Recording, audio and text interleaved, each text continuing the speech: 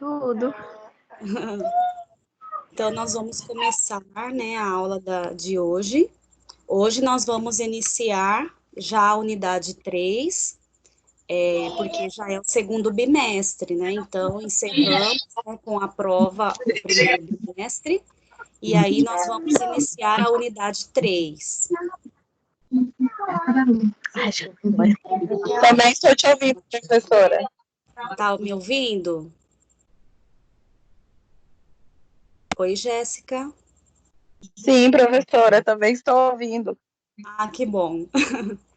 Então tá. Bom, por enquanto só vocês duas, mas aí o pessoal vai entrando depois, tá?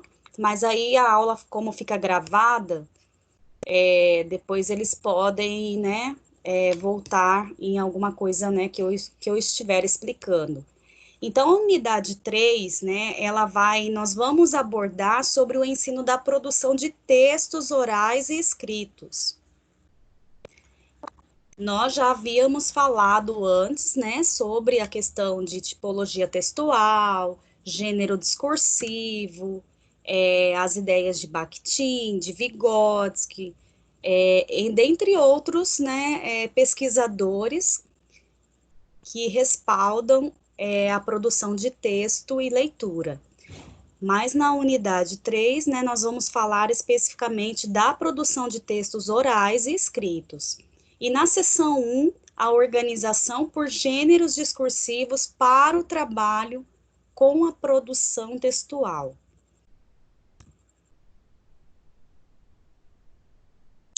Então, iniciamos hoje o segundo bimestre, né, com a unidade 3.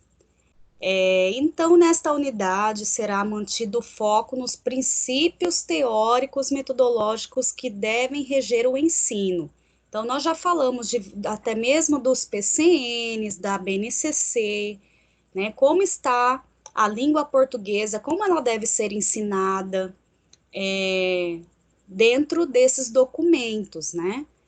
E aí nós vamos voltar mais à questão da praticidade mesmo da produção textual nesta unidade.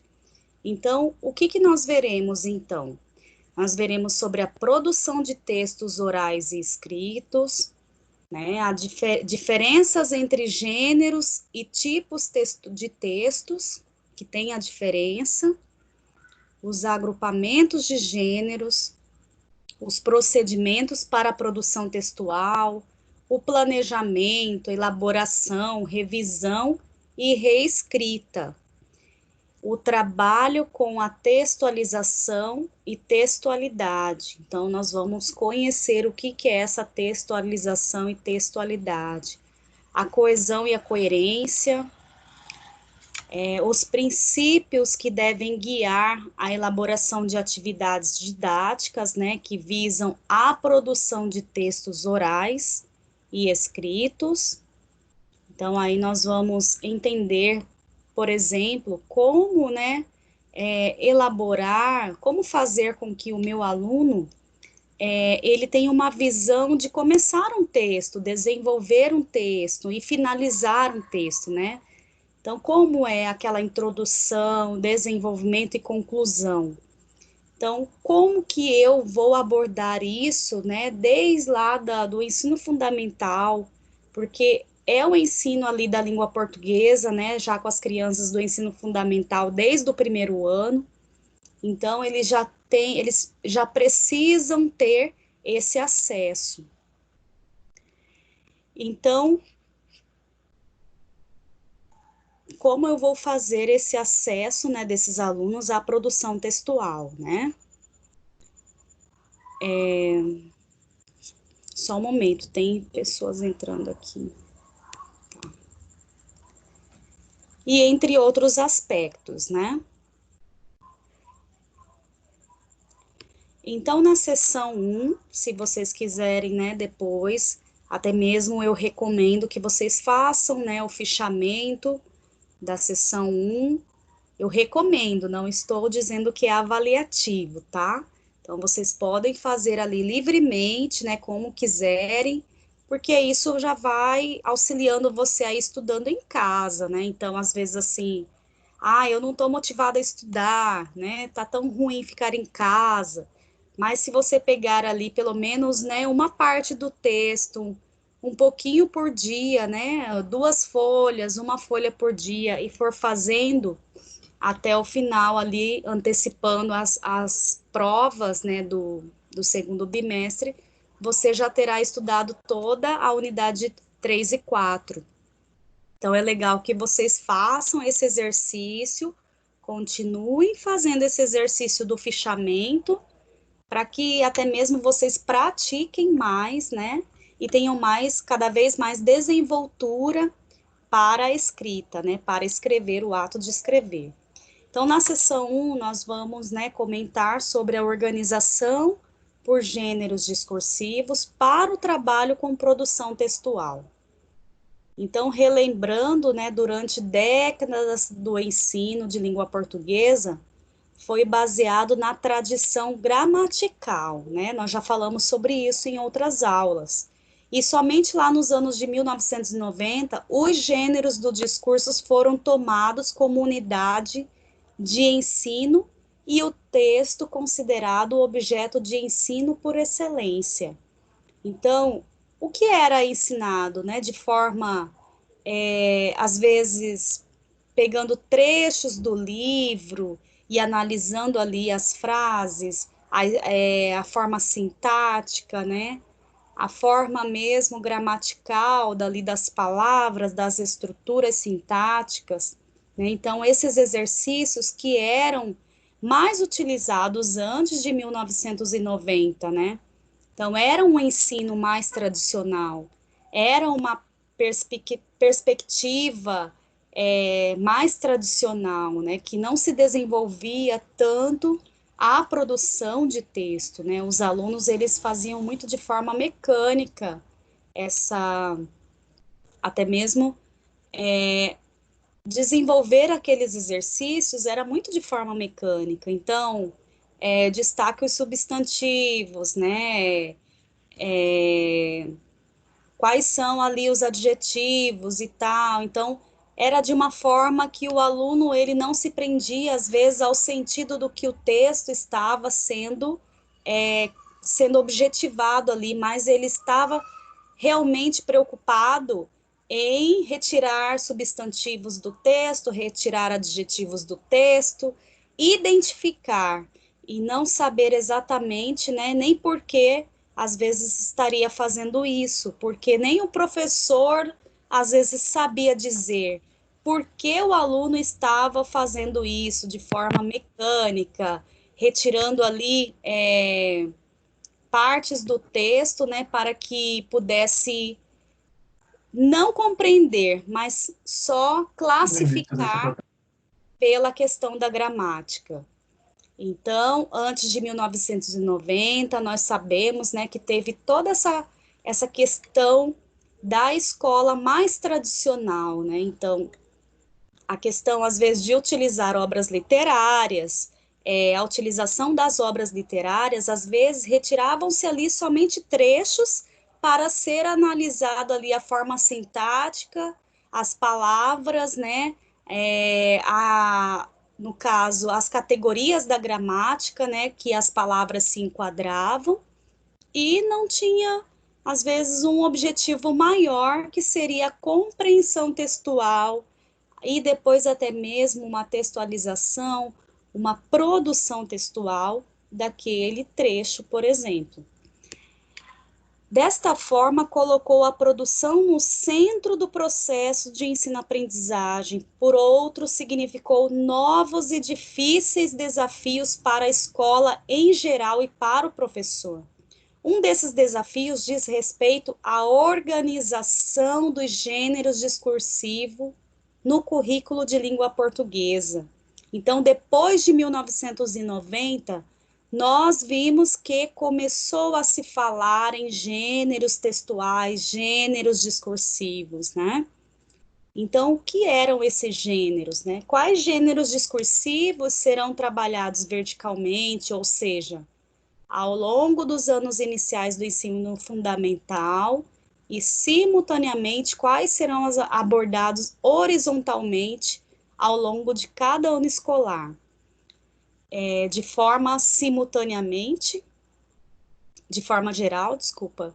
Essas escolhas estão dadas pelos documentos curriculares, no caso de redes públicas, por diretrizes curriculares, municipais ou estaduais, e no caso de redes privadas, pelos projetos pedagógicos de cada escola. Então, nós já vimos esses documentos, os PCNs, as diretrizes, que eles norteiam o que deve ser trabalhado na sala de aula, os conteúdos, né, as estratégias, as metas, as metodologias ali que devem ser trabalhadas, né, os objetivos de cada gênero textual dentro das séries, né? No caso ali nós temos os ciclos, as fases, né? E aí nós sabemos já dessa questão mais burocrática, né, que é estrutural, de organização do que deve ser trabalhado e como deve ser trabalhado.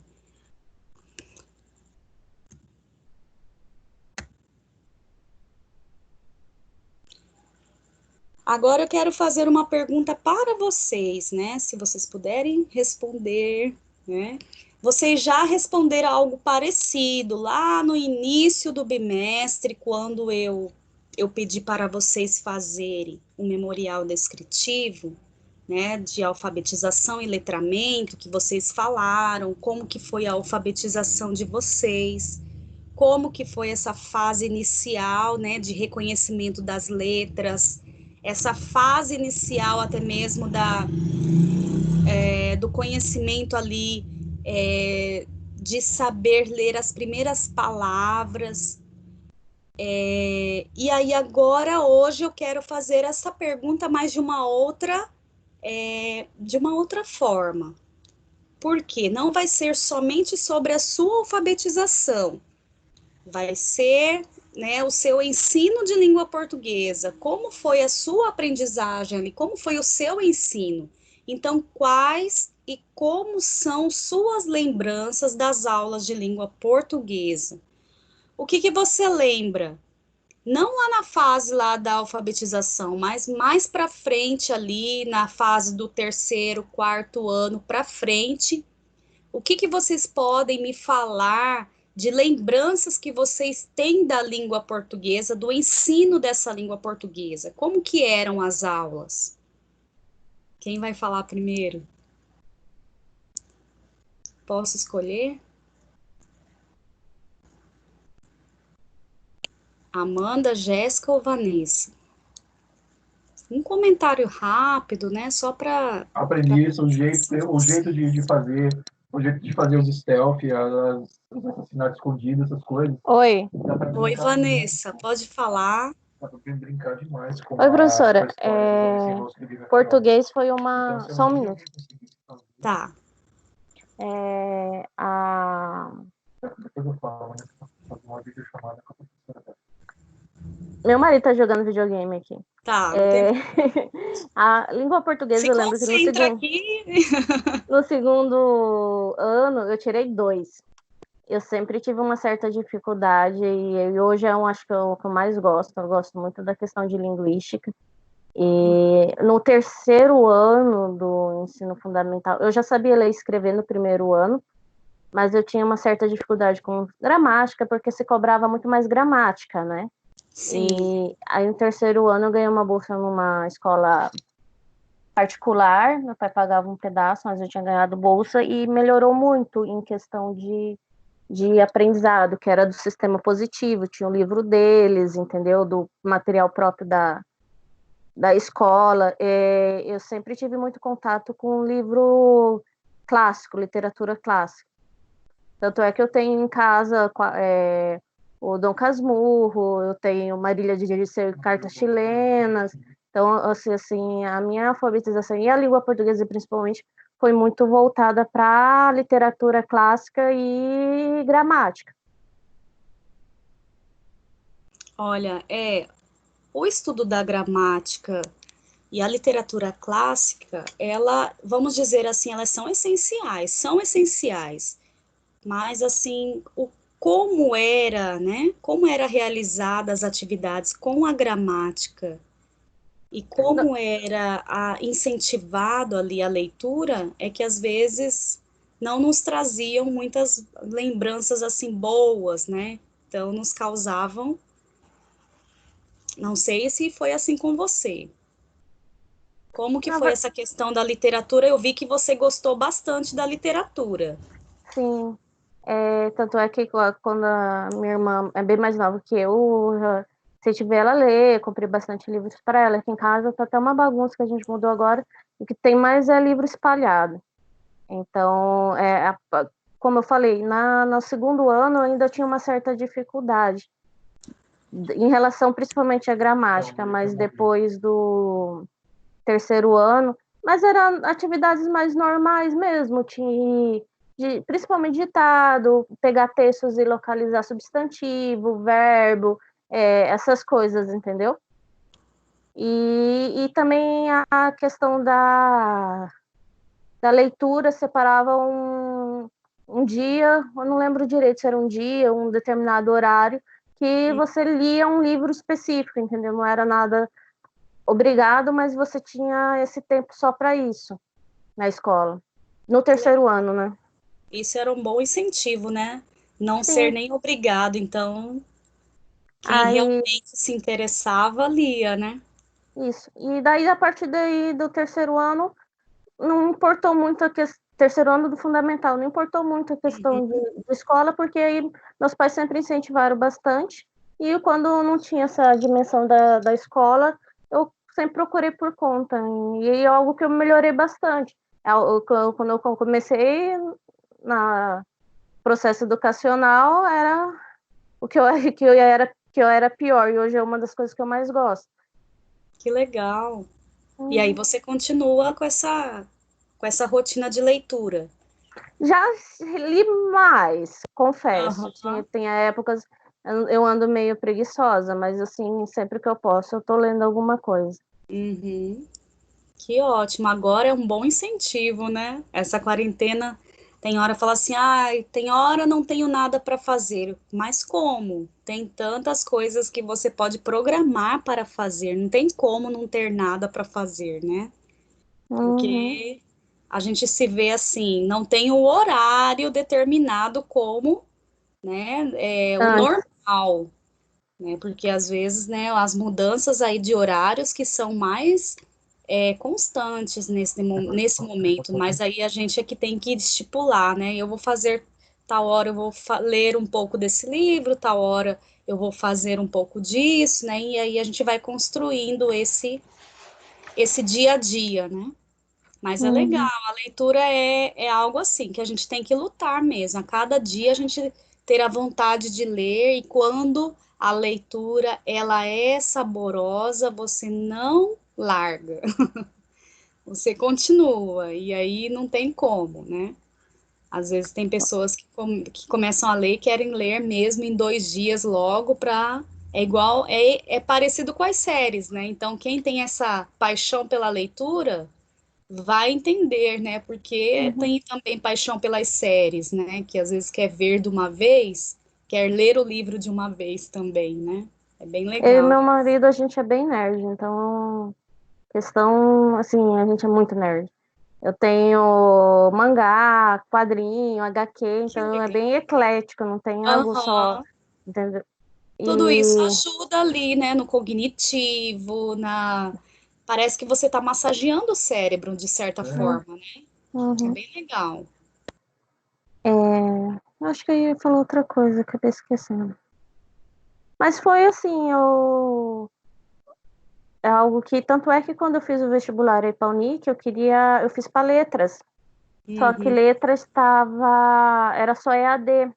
Aí eu não queria Sim, fazer EAD e a pedagogia era o presencial, então eu troquei para pedagogia. Eu realmente, entendi. eu Você já realmente tinha, né? gosto. Uhum. Já tinha já um perfil também, né, para fazer o curso de letras, né? Mas quem sabe, né, Vanessa? Daqui a um tempo, né, a pedagogia, você fazendo a pedagogia e depois você complementando depois com o curso de letras, né, você aproveita bastante disciplinas e aí você Uhum. fica mais com as disciplinas específicas, né? E aí Uhum. você tem duas áreas para atuar Você tá onde, cara? e pode te auxiliar muito. Ah, tá. Uhum. Bem legal. E aí, as outras meninas, Amanda, Jéssica, o que que vocês têm aí para falar para nós sobre as suas lembranças, né, das aulas de língua portuguesa? O que que vocês lembram? Eu Jéssica, vou falar agora, Amanda. Amanda, pode falar, Amanda. Tá, eu lembro que nas minhas aulas de língua portuguesa, eu comecei estudando em escola particular, mas acho que Uhum, foi no terceiro ou quarto ano eu fui para a pública. Que minha mãe é professora, né? Aí ela foi para uma outra escola em outro bairro e não dava para me levar. E aí ela me colocou numa pública. Mas eu lembro que nas aulas de português tinha bastante ditado. A professora começava a ler um texto no livro, né? No livro da escola. E aí os alunos tinham que acompanhar, cada hora um lia um pedacinho do texto. Eu lembro também que lá tinha biblioteca, e aí todo mês a gente escolhia um livro para qualquer livro que a gente se interessasse lá na uhum, biblioteca, e a professora pedia para a gente fazer tipo um resumo do livro, do que o livro contava, o que a gente achou interessante, como era a história. E é basicamente isso. Aí, quando era menor, né, lá no primeiro ano, para menos, eu lembro que tinha bastante pontilhado nas vogais, colagem em cima dos pontilhados, e era basicamente isso que eu lembro. uhum.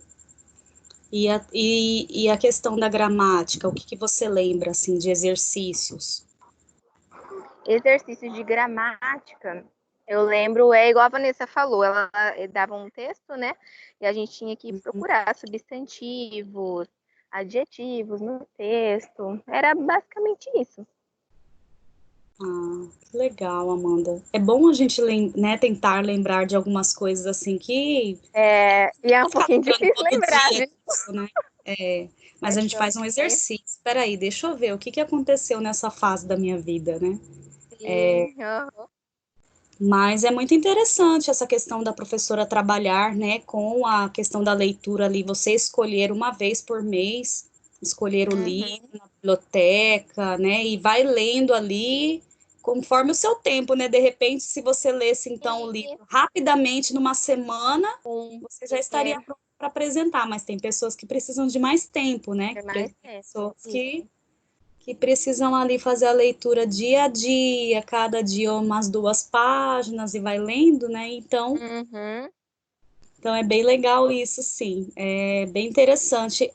Muitos professores que trabalham, né, sempre ali relacionando a literatura com a língua portuguesa, nunca deixando a literatura de lado, sempre Sim. tentando relacionar as duas áreas, né?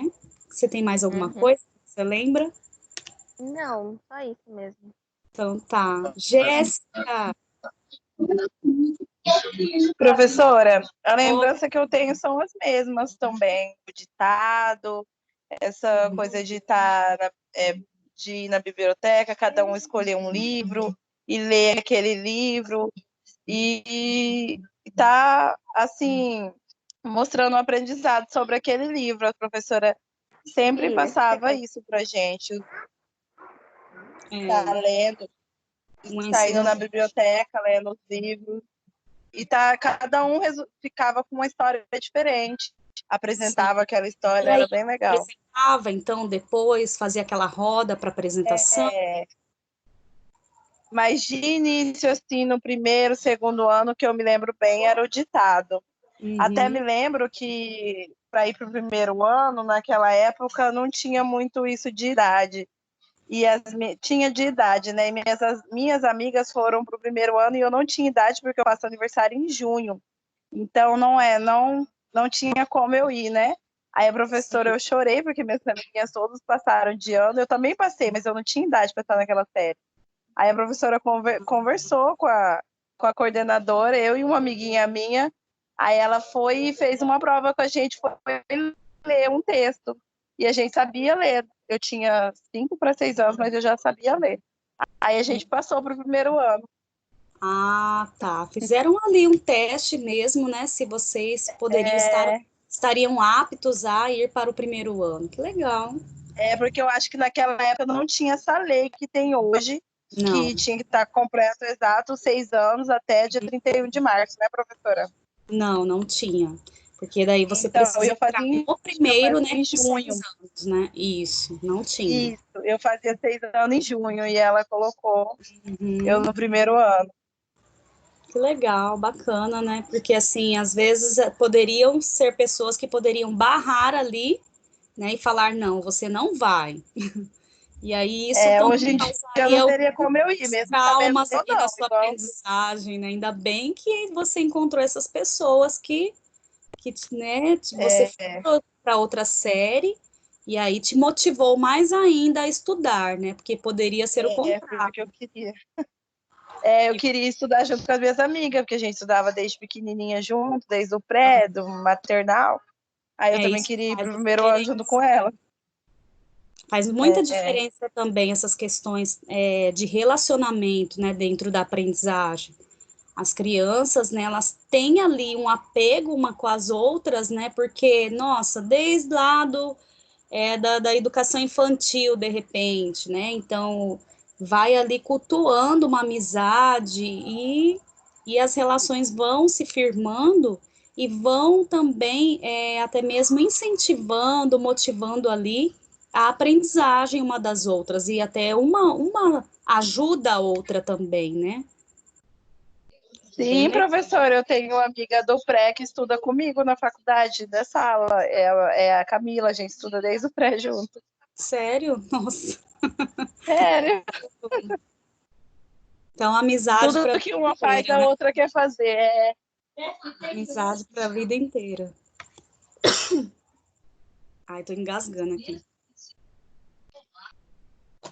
Muito legal, gente. A gente lembrar, é bem gostoso a gente lembrar, né? Eu tenho, assim, lembranças, assim, dos primeiros livros que eu li. Não sei se vocês leram, mas Poliana era um livro, assim, que eu queria ler. Eu lia ele num ano, aí no outro ano eu queria ler ele de novo. Não sei, era uma coisa muito, muito estranha. Era lá das primeiras séries mesmo. Então, era um livro assim que me atraía, né? De fazer a leitura várias vezes desse livro. Não sei se vocês tiveram algum livro assim que motivou dessa forma. Por exemplo, esse livro eu guardei assim para muito tempo, assim, que eu fiquei lendo e queria reler, né? Hoje eu já não tenho mais essa vontade, mas era na fase em que eu estava ali que eu queria ler o livro, o mesmo livro, e saber quase decorar as falas, quase decorar ali a história, né? Como, não sei, as crianças que querem às vezes ver o mesmo desenho várias vezes. Então eu tinha essa vontade de ler o livro Poliana várias vezes. E tinha um outro livro lá, eu nem lembro o nome do livro também, que era bem lá na fase de segundo ano do ensino fundamental, terceiro ano, que era a história que tinha pela questão para onde ia, né, o nosso dente de leite, né? Então, assim, a historinha que causava ali alguma coisa, não sei, me surpreendia. Então eu li esse livro várias vezes, eu gostava de pegar na biblioteca várias vezes e ler esse livro. Então, assim, são alguns livros que marcam bem, às vezes, a nossa aprendizagem, né, inicial. Gleice, tudo bem, Gleiciele? Joia, a gente está aqui numa enquete. Como que foram as suas lembranças lá das aulas de língua portuguesa, né, do ensino de gramática, motivação de leitura, desde lá não só da fase inicial, mas lá do seu ensino fundamental, alguma coisa que você relembrar. Você pode contar para a gente?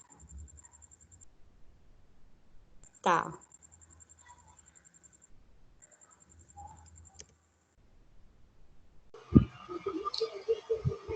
Ela era piolho de biblioteca, e na escola, desde a educação infantil, nós tínhamos o projeto de cada bimestre era dividir o grupo, e daquele grupo, cada grupo tinha um livro e tinha que sempre apresentar uma coisa do grupo. Um teatro sobre o livro, uma história, a cultura, tinha que estudar aquele livro além de lê-lo. E um, assim, que me marcou, assim, eu não lembro o nome, mas era um que era sobre o espelho, de você com o espelho. Foi bem bacana. A gente às vezes não lembra, não consegue lembrar o nome, né? Lembra a situação, lembra o que... E aí o encantamento, né? Por que aquele livro me encantava, né? Era a fase que eu estava, né? Alguma coisa ali que eu vivia e que me encantava de alguma forma, né? A nossa biblioteca era muito rica, professora. A Fundação Bradesco, não sei se ela já ouviu falar na escola. Então tinha muitas opções, né? E lá a biblioteca é muito gigante e nós éramos, entre aspas, obrigados a pegar um livro por semana também, além desses livros de literatura que nós fazíamos essas reflexões. Então, uma vez por semana tinha que pegar um livro da escola para ler. E um livro também que eu gostei muito, muito foi Os Irmãos Grimm. Nossa, bem bacana, né? Ai, gente, é tanta coisa para a gente falar, né, sobre a leitura, porque quem gosta realmente, eu tô com uma fila de livros para eu ler. Antigamente não tinha internet, né? Não tinha televisão. Nosso único desenho que a gente assistia era a TV Globinho, então lia muito. E aí aquela questão assim, você tem esse livro, você me empresta, né? Olha, eu não consigo achar esse livro, então era uma procura grande, né? Por um livro assim que às vezes era muito, muito cobiçado ali, né? E um livro também que eu gostei muito foi o Cortiço, professora. Nós fizemos maquete dele. Foi muito engraçado. Nossa, que legal. E o Cortiço, um livro assim tão rápido de ler, né? Tão... A gente, e ele foi uma fase que a gente estava na puberdade, então a gente tinha muita vergonha desse livro. E era muito engraçado. Sim, porque ele fala ali de todas as realidades, né? Não tem assim, a linguagem é muito clara, é muito... Isso mesmo. Muito bom. Nossa, a gente tem que marcar uma hora, uma roda de conversa só sobre livros, tá? É bem legal, muito legal. Aí eu acho que eu vou ter vontade de reler alguns que eu já li há muito tempo atrás, e quando a gente lê de novo, a gente percebe outras coisas, né? Sim. A gente relê o livro de novo e aí a gente fala, mas parece que eu não li essa parte antes, parece que, né, tá diferente, e aí a gente percebe realmente com outros olhares, né? Isso é verdade. Obrigada, Gleice. Então, gente, continuando.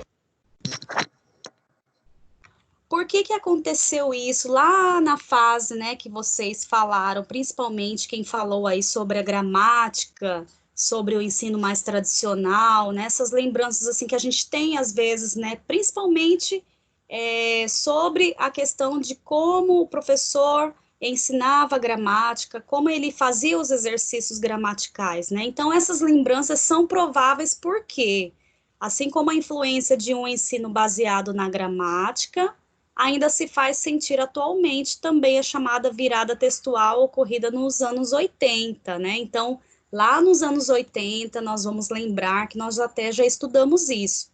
Lá nos anos 80, né, teve aquela questão até mesmo de troca, né, do nome de língua portuguesa, que não era língua portuguesa mais, né, que aí comunicação e expressão, não, vai ser língua portuguesa de novo, então iam se trocando o nome da disciplina, mas a questão do ensino da gramática, às vezes ficava ali da mesma forma, então não mudava, né, a questão, retire, né, do texto os substantivos, retire do texto os adjetivos e assim por diante. Então, desde essa época, o ensino da produção passou a ser banalizado pelas tipologias textuais. Então, não se falava muito em produção textual, né? Em compreensão leitora, em compreensão textual. Então, aprender a escrever passou a ser sinônimo de aprender a descrever, narrar ou dissertar. Então, vocês lembram também dessas fases aí que vocês falaram, do professor propor, por exemplo, faça uma descrição, né? Faça uma descrição sobre a aula de campo. Faça, por exemplo, uma narração, narrar, né? Faça uma narração em que você conte uma história, tal, aí que você invente os personagens e tal. Ou então uma dissertação. O que é dissertar?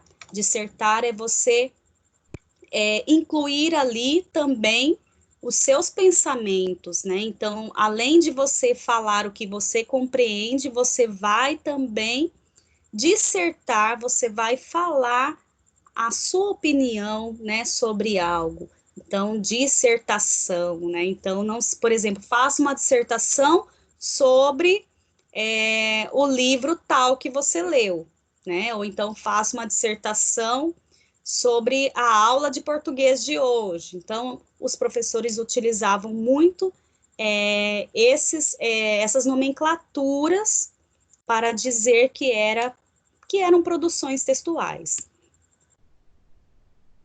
E aí nós temos, né, que rever, lembrar o que é, então, o gênero discursivo, né? Os gêneros do discurso. E aí nós vamos lembrar lá da ideia de Bakhtin, que nós já vimos, né, sobre o gênero do discurso.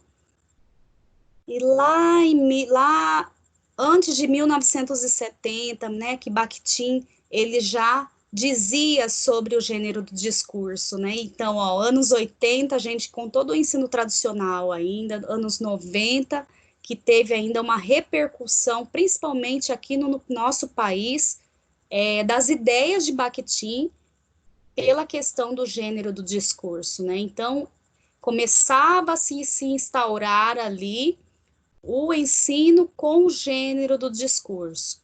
Então, o que é esse gênero do discurso? Todas as esferas de atividade humana, por mais variadas que sejam, estão sempre relacionadas com a utilização da língua. A utilização da língua efetua-se em forma de enunciados orais e escritos, concretos e únicos, que emanam dos integrantes de uma ou de outra esfera de atividade humana. Qualquer enunciado considerado isoladamente, é claro, individual, mas cada esfera de utilização da língua elabora seus tipos relativamente estáveis de enunciados, sendo que denominamos gêneros do discurso. Então, nós vamos pensar em qualquer enunciado que está à nossa volta. Uma pessoa que faz uma piada, que conta uma piada, é um gênero do discurso? Está dentro do gênero do discurso? Sim, é uma tipologia ali textual de piada dentro de um gênero. Alguém que, de repente, começa a tocar violão e cantar, né, a música própria. Ali a letra é um gênero, é uma tipologia textual?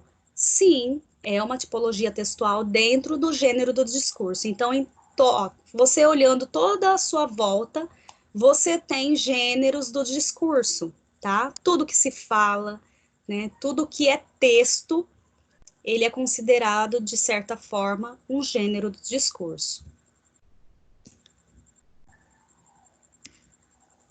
Então, segundo o Rojo, né, que é uma outra conceituação, né, ela diz de uma outra forma a mesma coisa que Bakhtin disse, só que ela fala que as esferas ou campos de atividade humana, já que toda atividade humana se entretece de discursos, são a instância organizadora da produção, circulação, recepção dos textos enunciados em gêneros de discursos específicos em nossa sociedade.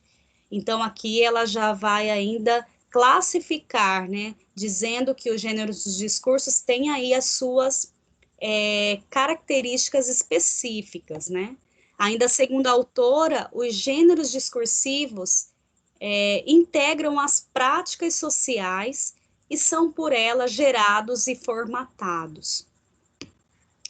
Nós temos muitos gêneros de discurso, por exemplo, hoje em dia, surgindo. Por quê? Com a tecnologia, com os textos variados que nós temos, né, no meio virtual, então aí nós temos mais ainda, né, gêneros dos discursos sendo aí originados por essa mídia, por esse espaço virtual. Então, por exemplo,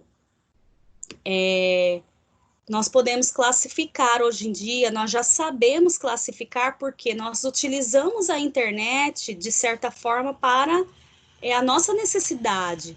Então, por exemplo, o que nós estamos fazendo aqui, de certa forma, essa aula, nesse formato, ela já vai ser um pouco diferente da presencial. Então, nós temos aí a questão de estar falando, né, conceituando algo, mas de uma forma que nós estamos distantes, né? Então, o gênero do discurso, no caso das mídias, da internet, né, acontece às vezes como se fosse substituir a forma presencial. E aí nós temos também a necessidade de comunicação pela internet, a comunicação também, né, que nós precisamos ter. Por exemplo, no Facebook, nas redes sociais, Instagram, mas no Facebook, né? Ali você coloca, quando coloca uma postagem, você sai, por exemplo, você não olha mais, você colocou, compartilhou.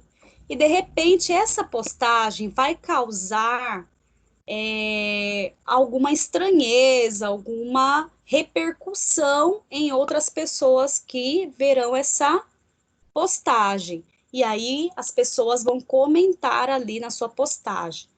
Mas aquela hora você não está ali online para, na hora, falar algo, né? Ou defender, ou, né, falar algo a favor da sua ideia, né? Ou então justificar aquela postagem.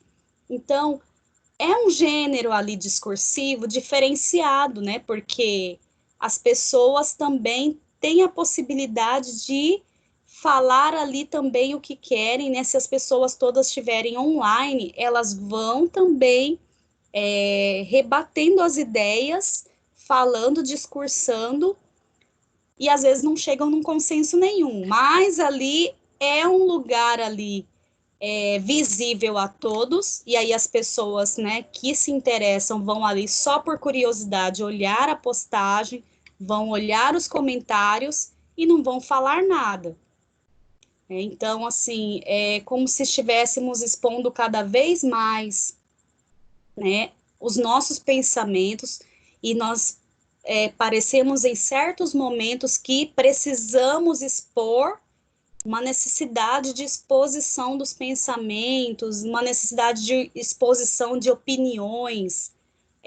Então, a internet, ela também vai causando também esses rumores, né, que de certa forma, às vezes, são bons e são ruins também, né? Ou são bons ou são ruins.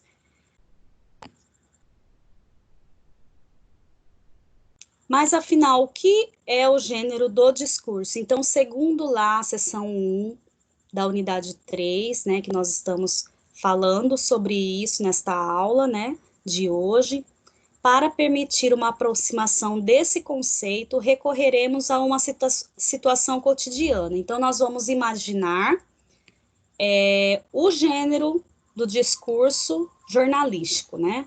Imagine você abre o jornal e lê uma notícia sobre mais um deputado cassado e outra sobre os primeiros 100 dias de mandato do prefeito de sua cidade.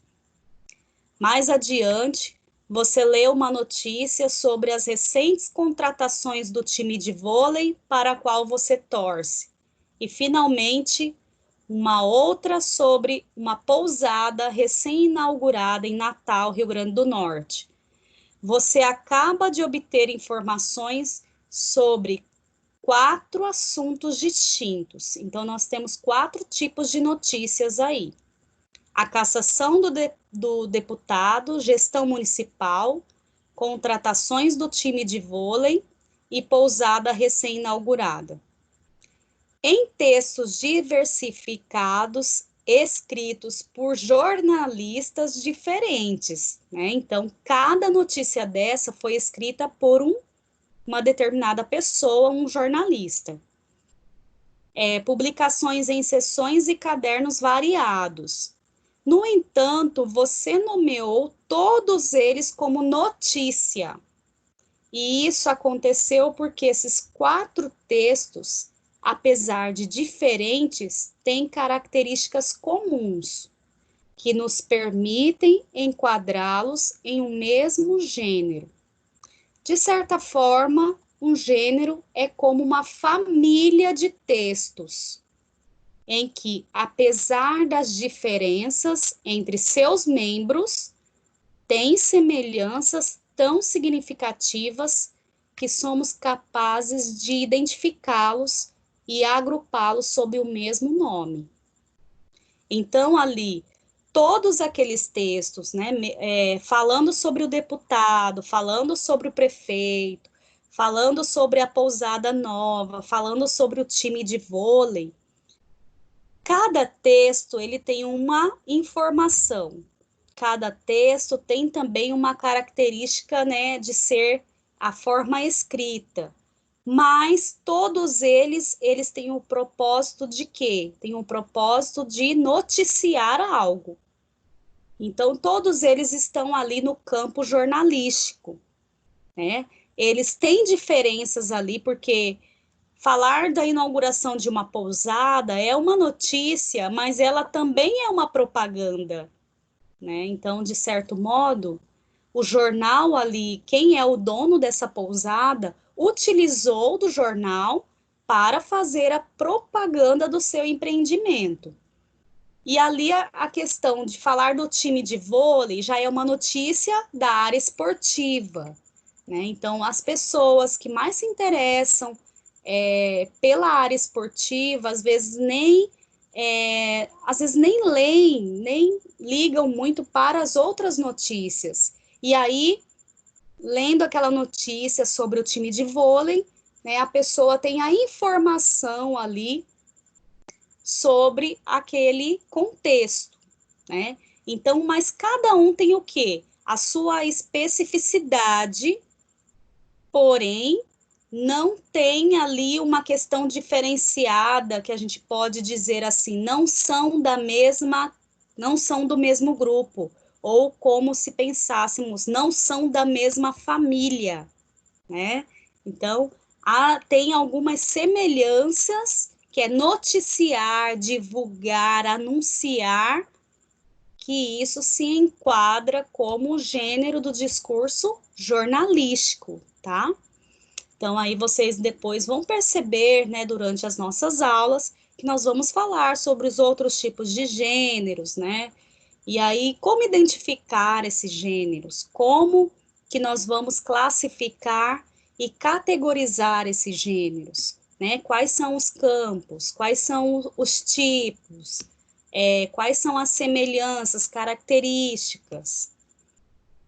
Então, nós temos 3 dimensões que definem um gênero. Quais são essas 3 dimensões?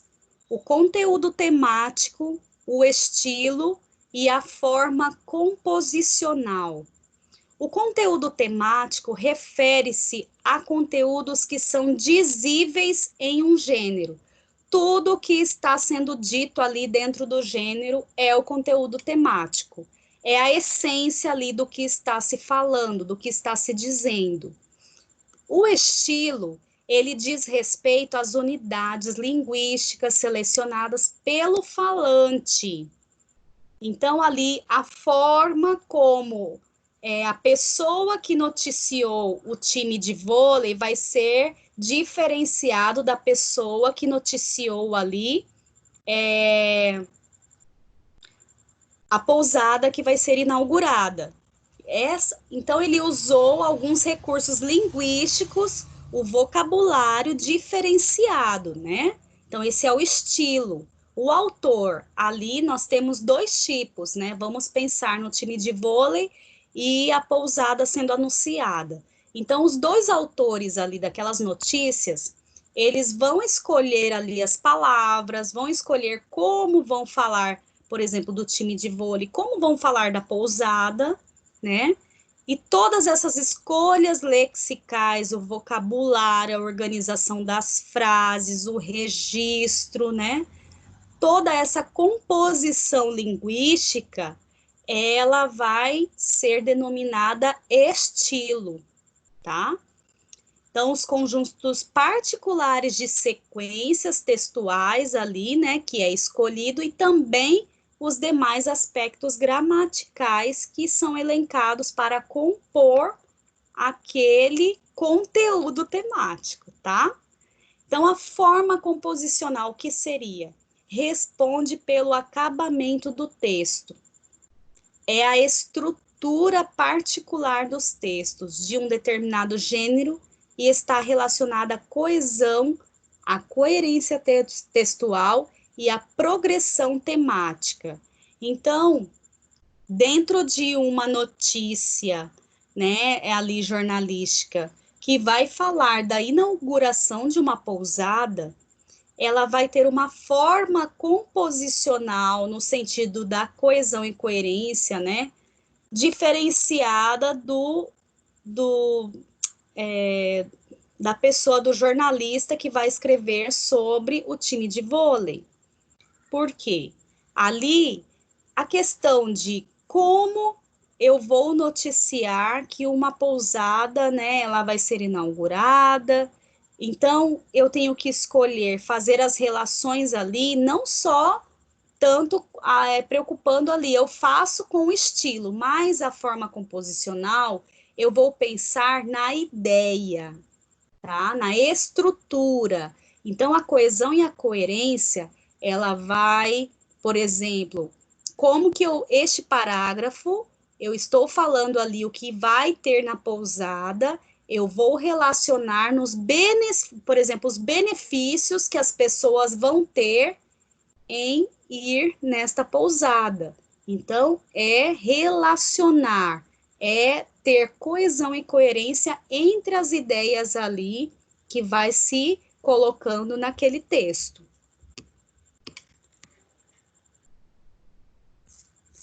Então, se retomarmos nosso exemplo lá das notícias, nós poderemos afirmar, então, que apesar de terem assuntos diferentes, todas compartilham o mesmo conteúdo temático, né, que é o jornalístico. Mas o que é dizível em uma notícia? Algo como acontecimentos inéditos, né? Se é uma notícia, é algo novo, inédito, recente, relevante socialmente. Da mesma forma, todas compartilham os mesmos aspectos estilísticos, tá? Que são ali as questões de vocabulário, a composição das palavras, como verbos predominantemente no tempo presente, poucos recursos linguísticos qualificadores, como adjetivo e advérbios, fala dos entrevistados marcadas por aspas. Então, o jornalista vai entrevistar lá o dono da pousada, e aí essa fala ele vai colocar entre aspas. E articulação entre sequências narrativas e descritivas, né? Por fim, a estrutura particular das notícias apresenta um título curto e objetivo, uma linha fina e um corpo que se inicia pelo lead, trazendo as respostas para as questões básicas. Quem, quando, o que e como. Eu preciso responder isso, por exemplo, para escrever uma notícia, né? Quem? Estou falando de quem? Quando? Né? Porque eu tenho que marcar ali a questão temporal. O que? Eu estou falando sobre o que? E como? Como isso vai acontecer? Como aconteceu? Então, nós temos que também marcar o como.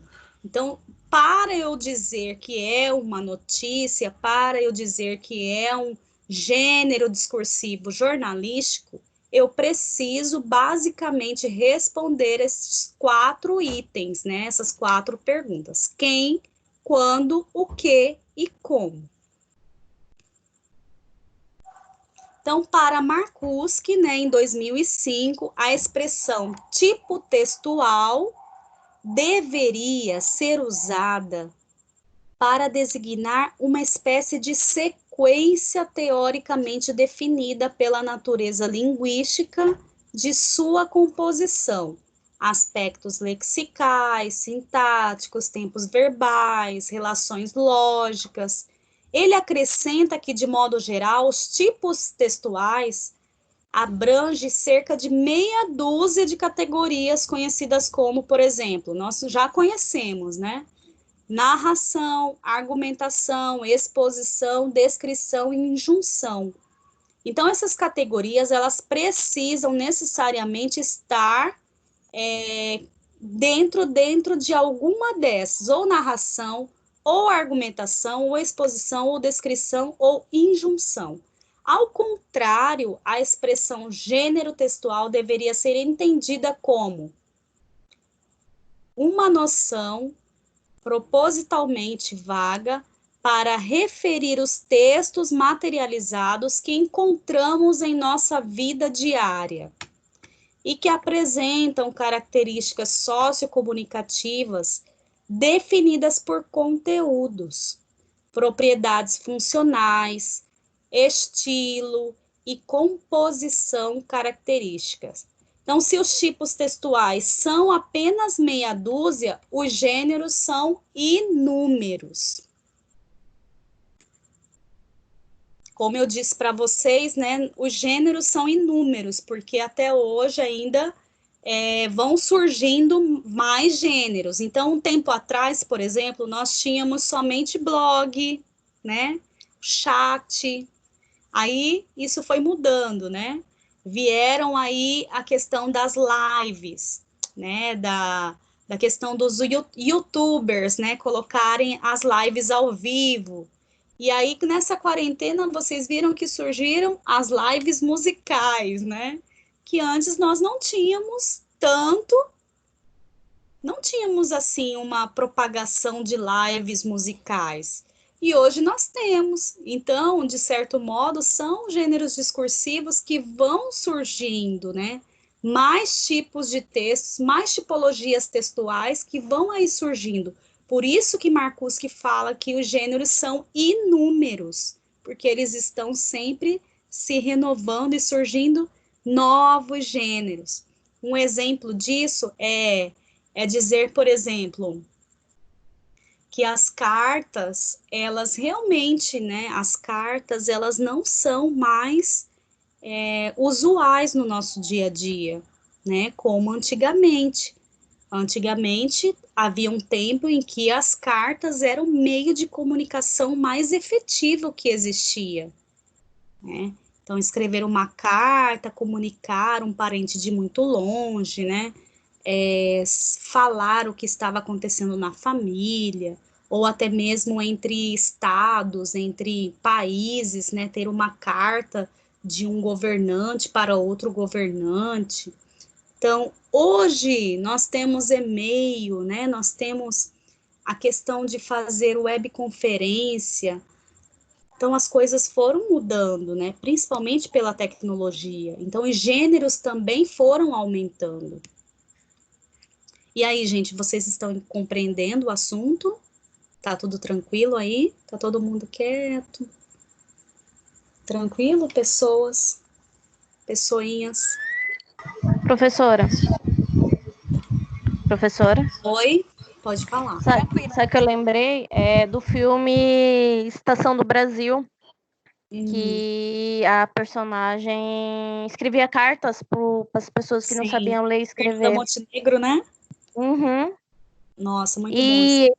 E é algo que não está tão longe de tempo, de anos atrás. Não é algo tão absurdo assim. Sim. Então a tecnologia tem evoluído bastante, a nossa linguagem está acompanhando. Nossa, e como, gente, e aquele filme lá mostra uma outra questão também, né? A alfabetização, Demais, né? cara. Tinha 3 equipes aí. Muitas pessoas não serem alfabetizadas e a necessidade de ter uma pessoa para escrever por ela, né? É algo assim, muita coisa dá para a gente analisar nesse filme.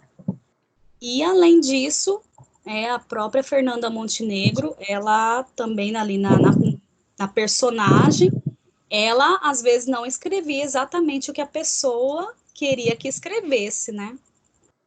Ela ouvia a história da pessoa e escrevia às vezes outras coisas, né? Falando às vezes até que estava bem, que estava tudo bem, né? Para familiares distantes e tudo mais. Ela até distorcia às vezes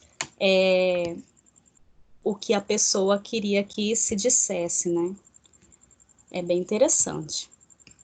Bem legal lembrar esse filme. Então, um exemplo, aqui nós vamos falar de um exemplo no meio escolar, né? Se uma escola decidiu trabalhar num determinado ano, série, ciclo escolar com gêneros autobiografia, notícia e relato histórico, sabe-se que, se necessário desenvolver a capacidade de representar por meio do discurso as experiências vividas e situadas no tempo. Ademais, essa forma de agrupamento permite uma interação entre gêneros discursivos e tipos textuais, uma vez que em cada um dos 5 agrupamentos há um tipo textual predominante: narrar, relatar, argumentar, expor, descrever, prescrever, ações. Se considerarmos que os tipos textuais são classes de textos, né, segundo Marcuski, cuja descrição baseia-se em aspectos linguísticos, compreenderemos que o fato de os gêneros de um dado agrupamento se apresentam sob uma determinada tipologia textual permite ao professor antecipar os recursos linguísticos e textuais que o aluno precisa conhecer para ser capaz de produzir um exemplar. Então, por exemplo, trabalhar autobiografia, né? Autobiografia é algo assim, é um gênero muito legal de se trabalhar com crianças, mas que já passaram pela fase de alfabetização, né, que já estão lá no 4º ano, principalmente lá no 3º, 4º ano, né, de se fazer já uma autobiografia, né, e de repente a proposta de autobiografia ser a produção de um livro de cada um livrinho, né, que seja ali na forma de tecido. Eu fiz um livro, vou dizer para vocês, eu fiz um livro, produzi um livrinho em algodão, em tecido de algodão, assim, algodão cru, que era a proposta da gente fazer o livro num tecido. Então, foram ali algumas páginas e tudo, mas tem várias formas, né? Então, os professores, às vezes, utilizam até vários materiais, até recicláveis também, para a produção de um livro do próprio aluno. Então, a autobiografia é bem legal, que daí o aluno, de repente, ele pode falar ali, né, o que a autobiografia dele, e ele pode desenhar, ele pode montar ali uma colagem, né, de figuras que remetem à sua autobiografia. Então, também é um exemplo da gente se trabalhar na sala de aula. Para a produção da autobiografia, por exemplo, o aluno terá de conhecer e saber compor os pretéritos perfeito e imperfeito de modo indicativo. Então, lembrar que para usar ali a composição, a produção textual, né, o professor vai precisar ter ali uma proximidade, né, de correção de tudo que o aluno estiver escrevendo, revisando mesmo, né, essa produção. Então, o aluno, por exemplo, utilizar eu nasci, né, eu aprendi, ou então eu andava, eu comia, né? Então, saber utilizar ali os pretéritos, né, perfeito e imperfeito, né, para a produção desse texto. Então, a fim de situar no tempo os acontecimentos vividos. Também será necessário lançar mão de articuladores temporais, né? Há 10 anos, quando eu mudei, meses mais tarde, e de organizadores espaciais, né? Naquela casa, em minha nova escola, ali no parque. Então, essa questão até mesmo organizar a questão espacial do texto, né? Com esses marcadores ali, aqui, esta, lá, né? Que é necessário também ter ali uma atenção com esses marcadores, bem como de palavras que caracterizem e qualifiquem os personagens. Então, por exemplo, minha mãe é firme e doce. Os lugares, uma escola bem tradicional. Então, às vezes, né, caracterizar, descrever também, né, os locais, as pessoas. E as ações, corria velozmente, explicava com extrema paciência, por exemplo, né? Olhava-me ternamente. Então, esse olhava-me ternamente, né? Tem ali uma sutileza, uma forma como a pessoa caracterizando uma pessoa olhando ali de forma branda, de forma terna, né? Então, a gente, às vezes, até consegue visualizar a cena. Em outros termos, a decisão de trabalhar com o gênero autobiografia traz consigo a necessidade de incluir nos tópicos linguísticos a serem explorados os tempos e os modos verbais, além de determinadas classes de palavras, substantivos, adjetivo, advérbio, conjunções. Então, por que nós precisamos saber essas classes de palavras? Nós precisamos saber para entender onde usá-la, como usá-la, né? Ali na produção de um texto. Então, saber o substantivo, não só saber ali o que é o substantivo, mas saber que esse substantivo eu preciso utilizar em determinado momento no meu texto que eu vou nominar algo, né? Eu vou precisar do substantivo. Ou o adjetivo, eu vou precisar do adjetivo para qualificar algo, alguém, coisa, objeto, né? O advérbio para, de repente, eu colocar ali algumas marcações temporais, de modo, de tempo, né? E as conjunções que são tão necessárias, né, para a produção ali do texto, que fazem as ligações ali entre as palavras.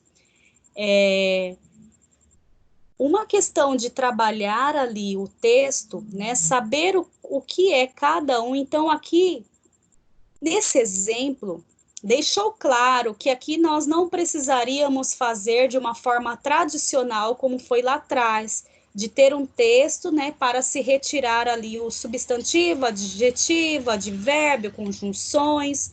Não, nós fizemos de uma outra forma. Então, a produção de uma autobiografia, né, a questão do professor trabalhar esse texto com os alunos, revisar esse texto ali diariamente, né? Como que está a produção desse texto, como que está sendo usado ali o adjetivo.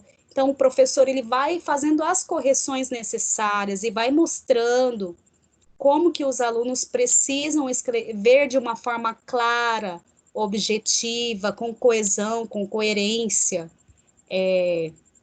para ter uma produção e um resultado satisfatório. Então, esse aqui é um exemplo, né? Poderiam ser outros exemplos. Mas aí nós vamos falar, com certeza, né, nas próximas aulas, sobre mais exemplos de produções textuais utilizando os gêneros do discurso proposto por Bakhtin, né, proposto lá desde a década de 70, e que só agora, vamos dizer assim, dos anos 94 para cá, 90 para cá, que foram bem utilizados nos livros didáticos, né, nas metodologias das aulas de língua portuguesa, e até mesmo a repercussão também na formação dos professores, né, que, vendo a necessidade, os PCNs, a BNCC e tudo mais, também adequaram todo o ensino de língua portuguesa, utilizando como base o estudo dos gêneros discursivos proposto por Bakhtin. Gente, essa foi a aula de hoje. Eu tenho alguns avisos ainda para vocês. Nessa aula de hoje, nós não vamos propor nenhuma atividade avaliativa, tá? Mas eu proponho o quê? Eu proponho e oriento que vocês façam, releiam novamente essa sessão 1 da unidade 3 e que vocês façam lá o fichamento de vocês, tá? Para que vocês possam aí preparando para as nossas próximas aulas. Então, eu quero que vocês façam o fichamento. Eu quero fazer em forma de resumo, professor, eu quero fazer em forma de mapa conceitual. Quem quiser, gente, pode até lá, olha, professor, olha o jeito que eu estou fazendo o meu fichamento, pode me encaminhar, tá? Não tem problema, mas não vai ser avaliativo. Vai ser somente para vocês lerem realmente toda a sessão e escreverem o que vocês estiverem compreendendo. Anotem também alguma dúvida, né, para nossa próxima aula. Alguma observação que vocês viram ali, porque o professor também, às vezes, não vai conseguir também ficar falando tudo que tem ali no livro didático. Então, é necessário que vocês façam essas pontuações também na leitura de vocês, tá? E outro aviso é que vocês acessem as atividades transversais, tá? As atividades aí que vocês têm do portal, que vocês precisam acessar, né? Porque, assim, às vezes a pontuação, vocês não alcançaram a pontuação, e aí tem as atividades, os EDs, desafio nota máxima, né? Todas as atividades transversais que de uma certa maneira, possibilitam vocês terem uma nota maior, né, lá no final do semestre. Então, nossas crianças hoje aqui no condomínio estão gritando demais, não sei se vocês estão ouvindo. Mas então eu quero que vocês aí revejam aí as atividades que vocês não fizeram ainda, né, do portal. Quem ainda não fez, né, tem aí até o final de semana para fazer tudo, porque está aí terminando o nosso primeiro bimestre, né, o calendário do primeiro bimestre, no sentido, né, da atualização do portal. E aí vocês têm aí até o final de semana para realizar todas essas atividades, tá? Alguma dúvida, gente? Tudo bem com vocês? E aí? Conseguiram ouvir meu recado final? Tanta gritaria aqui que eu quase... Sim, professora. Gente, eu tô aqui na minha casa, mas é condomínio, e aí tem muita gritaria, os meninos estão soltos aqui. É difícil, né? Deu para ouvir sim, professora. A senhora quer o fichamento da unidade 3? Não necessariamente assim, Fernanda. Não precisa fazer como avaliação, tá? Para o seu É estudo mais para pessoal. estudo, né? Isso. Então, assim, estou Tá bom. recomendando, orientando vocês que façam, né? Hoje nós, por exemplo, estudamos a sessão 1 da unidade 3, né? A primeira sessão. Então, dá para você fazer aquela leitura, né? Tudo que aí nós conversamos nesta aula, dá para você já fazer aquela leitura e já fazer o fichamento. E até uma proposta que eu coloco aí, né, para o segundo horário, para vocês já começarem a fazer essa atividade mesmo, tá? Porque é uma atividade não avaliativa, mas é uma atividade que vai promover o quê? Você aprender de fato e reconhecer ali, né, algumas coisas que você precisa aprender, tá? Mais alguma coisa, gente? Alguma dúvida, gente, sobre essa questão da atividade de fichamento? Vocês têm dúvida ainda Quase não como vai passar. elaborar? Não, professora. Não, professora. Bem? Não, Então, aí vocês podem fazer, né, livremente. Aí eu quero fazer como mapa conceitual, quero fazer em forma de resumo. Aí vocês são livres, né, para fazer. Então, gente, daqui a pouco no segundo horário, mas aí eu deixo essa atividade para que vocês façam, tá? Para que vocês façam aí, principalmente para a compreensão desta sessão que nós acabamos, né, de expor nesta aula. E aí que vocês pratiquem aí a Eu tô escrita, escondidinho carregando minha vida aqui, eu não tenho nada, né? tá? Gente, alguma dúvida quanto a atividades, alguma revisão de atividades que precisa fazer? Todos conseguiram enviar as atividades parciais, né? Nós já enviamos tudo. Quem não conseguiu enviar atividade parcial, não pode mais enviar. Então, por isso que eu falei de vocês fazerem as outras atividades lá, principalmente as atividades extras que vocês têm lá do portal, Desafio Nota Máxima, os EDs lá, todas elas são atividades transversais, tá? Então, quem não alcançou aí pelo menos os 2.500 pontos, né, das atividades lá transversais, é necessário que tenha no mínimo 2.500 pontos. Veja lá no seu relatório de notas, se você não tiver os 2.500 pontos, aí você precisa fazer as atividades aí urgentemente, nesta semana ainda, né, para que essas atividades, elas vão o quê? Acumular os pontos, né, para a sua nota final do semestre e vão auxiliá-los de alguma forma, ok?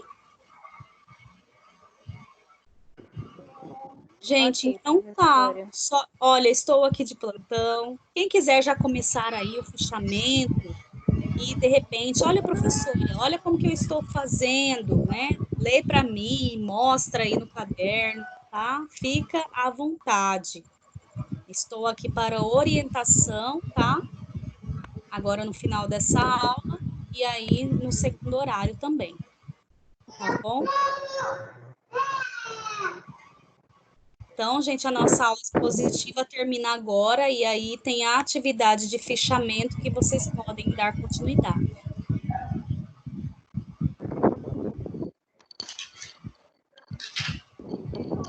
ok, professora. Tchau, boa noite.